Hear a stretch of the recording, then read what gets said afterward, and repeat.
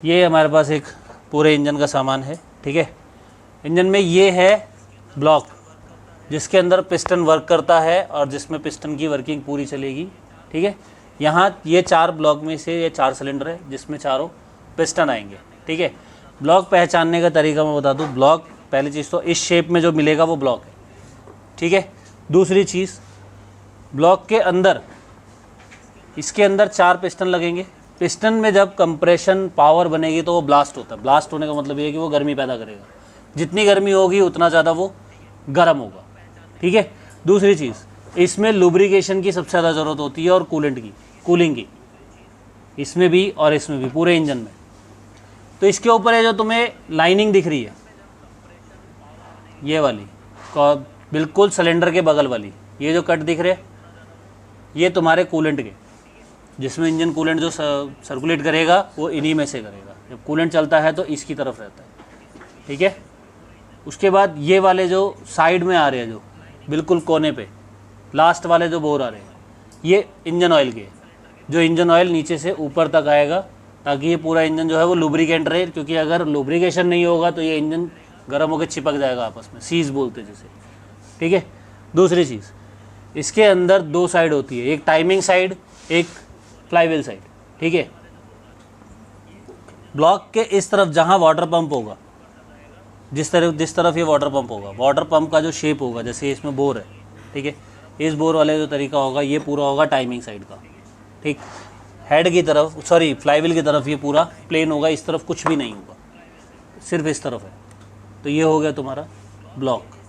ठीक है, समझ आ गया। ब्लॉक में टाइमिंग और फ्लाईव्हील सबसे इंपॉर्टेंट चीज़ है कि टाइमिंग कहाँ आती है और फ्लाईव्हील कहाँ आता है। तो जहाँ ब्लॉक के अंदर वाटर पंप है वो टाइमिंग साइड है, जहाँ कुछ भी नहीं है वो फ्लाईव्हील साइड है। ठीक है, क्लियर है। उसके बाद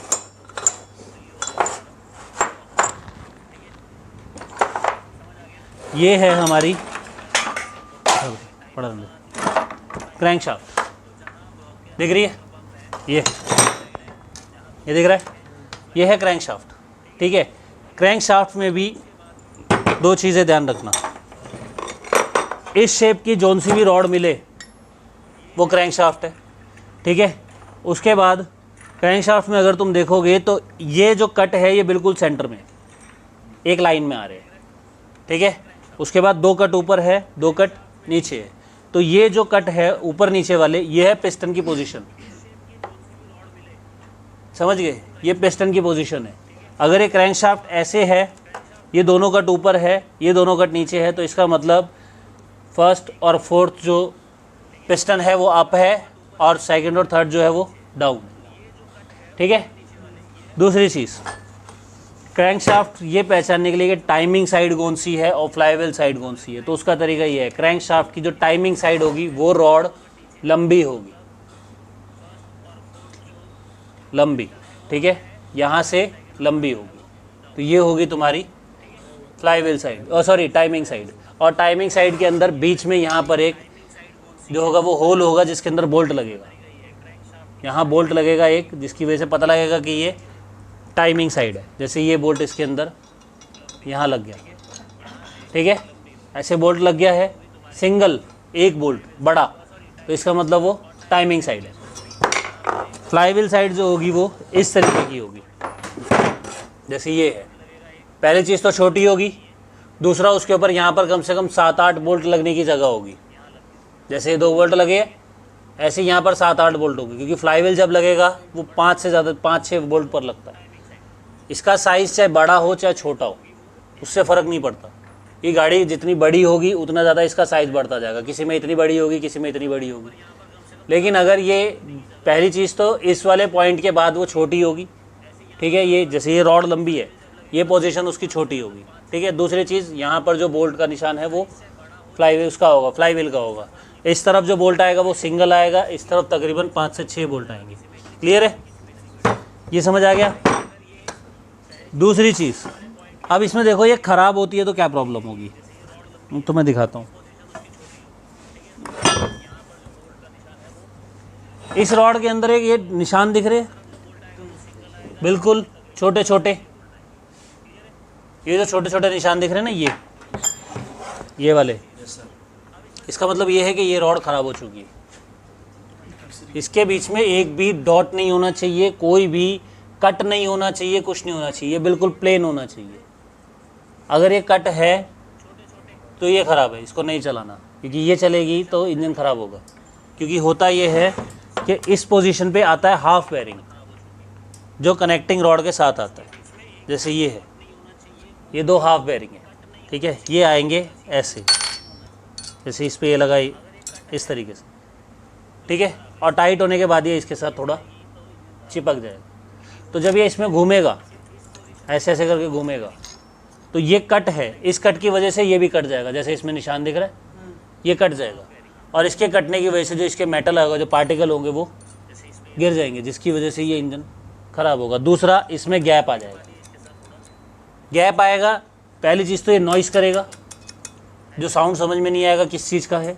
दूसरा, पिस्टन की प्रॉपर वर्किंग नहीं हो पाएगी, क्योंकि गैप आ जाएगा तो पिस्टन का जो एक पॉइंट होता है, जिसको हम TDC बोलते हैं, टॉप डेड सेंटर बोलते हैं, वो टॉप डेड सेंटर से थोड़ा सा नीचे आ जाएगा। अगर इसमें थोड़ा सा भी नीचे आ गया, 0.2 mm भी नीचे आ गया, तो कंप्रेशन का जो साइज़ है वो बढ़ जाएगा, और कंप्रेशन का साइज़ बढ़ जाएगा तो एयर और फ्यूल का टेम्परेचर उस लेवल पे नहीं जाएगा जिस लेवल के लिए बनाया गया, तो ब्लास्ट जो होगा वो उतना पावरफुल नहीं होगा। क्लियर है ये चीज़? तो ऐसी कंडीशन में ये रॉड क्या करनी है, चेंज कर देनी है। ज़्यादातर इंजन में अगर कोई भी चीज़ ख़राब होती है तो वो चेंज ही करनी है, रिपेयरेबल नहीं है, मत करना, क्योंकि वो रिपेयरेबल सक्सेस नहीं होता। क्लियर है? उसके बाद आता है पिस्टन। ये पिस्टन है, ठीक है, इस तरीके का कोई भी चीज़ दिखे वो पिस्टन आता है। पिस्टन के नीचे वाली ये जो रॉड है, ये इसको हम बोलते हैं कनेक्टिंग रॉड, ठीक है। कनेक्टिंग रॉड होती है जो फ्लाईव्हील के साथ, सॉरी, क्रैंक के साथ कनेक्ट होती है और ऊपर सिलेंडर में पिस्टन के साथ लगती है। तो जब ये घूमता है तो पिस्टन ऐसे आएगा, अप डाउन अप डाउन, ठीक है। इसके अंदर 3 रिंग है, पिस्टन के अंदर, हर पिस्टन में 3 रिंग होती है। जैसे इसमें ये दिख रही है, 1 2 3, 3 रिंग में से जो 2 रिंग होगी ऊपर की, वो रिंग होगी तुम्हारी कंप्रेशन की, जो ये एयर और फ्यूल को कंप्रेस करता है। ये 2 रिंग उस चीज़ की होती है ताकि ये लीक ना हो। 3rd रिंग जो होती है वो उसकी होती है ऑयल की, क्योंकि यहाँ तक ऑयल जो होता है वो इसमें स्प्रे किया जाता है, यहाँ तक ऑयल आता है, इंजन ऑयल। इंजन ऑयल ऊपर ना आ जाए, क्योंकि इंजन ऑयल ऊपर आएगा तो वो फ्यूल के साथ बर्न होगा, और इंजन ऑयल जब बर्न होगा तो वो स्मोक पैदा करेगा, ठीक है। तो ऑयल जो होगा वो यहाँ तक आएगा लुब्रिकेशन के लिए, ताकि ऊपर ना आए। और ये 2 रिंग जो होगी वो कंप्रेशन की होगी, ताकि कंप्रेशन लीक ना हो, क्योंकि कंप्रेशन अगर लीक हो जाएगा तो एयर निकल के नीचे आ जाएगी, तो कंप्रेस नहीं होगा। क्लियर है ये चीज़? यहाँ तक समझ आ गया? ये है ब्लॉक की, क्रैंक की और पिस्टन की वर्किंग, ठीक है। क्लियर है ये चीज़? ये ध्यान रखना। ब्लॉक को पहचानने का तरीका, ब्लॉक की टाइमिंग साइड वो होगी जो वाटर पंप है, क्रैंक की टाइमिंग साइड जो है वो सिंगल बोल्ट की है, रॉड लंबी है, ठीक है। तीसरी बात, पिस्टन के ऊपर यहाँ 2 कट दिए होते हैं, ठीक है। ये भी पहचान होता है कैसे लगाना है, क्योंकि पिस्टन कैसे भी नहीं लगा सकते। अगर इस कट में देखो तो एक साइड बड़ी है, एक साइड छोटी है, ठीक है। तो बड़ी वाली जो साइड होती है वो इंटेक वॉल की होती है, छोटी वाली साइड जो होती है वो एग्जॉस्ट वॉल की होती है, ठीक है। तो ये इसी तरीके से लगेगा, जहाँ इंटेक वॉल होगा ये पोजीशन उसी जगह पर आएगी, जहाँ एग्जॉस्ट होगा ये उसी जगह पर आएगी। अगर मैंने उल्टा लगा दिया तो एग्जॉस्ट इंटेक का जो वॉल है वो पूरी तरह नहीं दबेगा, वो पिस्टन के अंदर लग जाएगा, जिसकी वजह से वॉल बैंड हो सकता है। जैसे कि ये वॉल बैंड है, दिख रहा है, ये वॉल बैंड हो जाएगा, और ज़्यादा हुआ तो ये पिस्टन भी टूट सकता है। क्लियर है? ये ध्यान रखना, समझ गए? और ज़्यादा हुआ तो ये पिस्टन भी टूट सकता है। क्लियर है? ये ध्यान रखना, समझ गए?